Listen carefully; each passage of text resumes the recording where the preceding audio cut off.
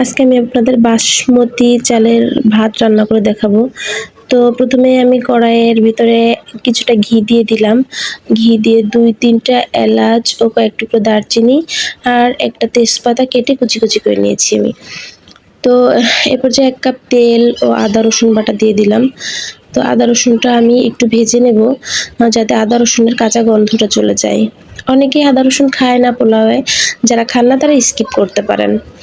এরপর আমি পেঁয়াজ কুচিগুলো দিয়ে দিলাম। তো পেঁয়াজ কুচি দিয়েও একটু মশলাটার সাথে ভালোভাবে নেড়েচেড়ে পেঁয়াজ কুচিটা ভেজে নেব। এ পর্যায়ে দিয়ে দিলাম বাদাম বাটা।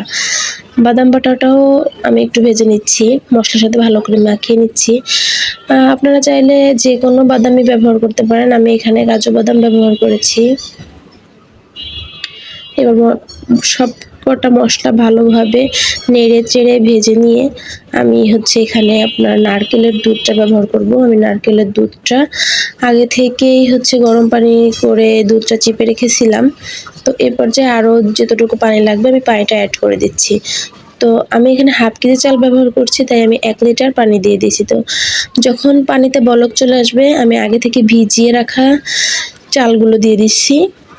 তো এবার আমি ঢাকা দিয়ে রান্না করে নেব। এবার দেখেন অনেকটাই সেদ্ধ হয়ে আসছে। এ পর্যায়ে আমি ভাতটা একটু নেড়েচেড়ে দিয়ে উপর দিয়ে কিছু কিশমিশ ছড়িয়ে দেব। আপনারা চাইলে বাদাম আরও কিশমিশ আরও বেশি দিতে পারেন। আমার ছিল না তাই আমি দিতে পারিনি। দেখেন আমার ভাতটা কত সুন্দর ঝরঝরা পারফেক্ট